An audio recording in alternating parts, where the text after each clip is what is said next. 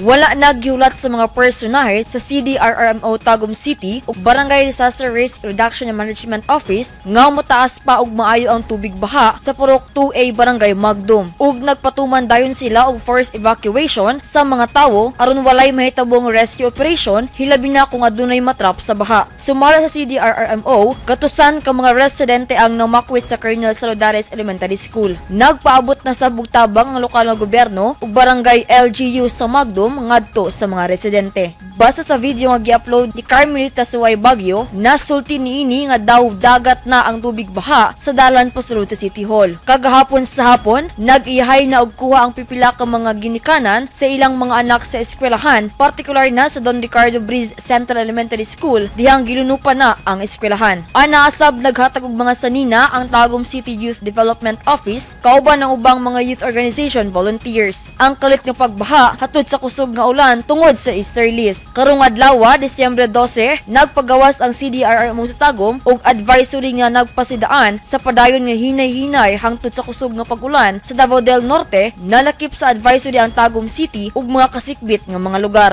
Gani, bandang alas 11 sa buntag karong adlaw, nag-abiso ang PAGASA sa posibleng epekto sa Inter-Tropical Convergence Zone kun ITCZ. Gipahibalo sab nga magpabiling alerto sa mga advisories aron mas siguro ang kaluwasan. Samtang padayon sab ang paghatag og tabang sa mga evacuees. Shiny Bulyaser, Newsline Philippines, stay safe!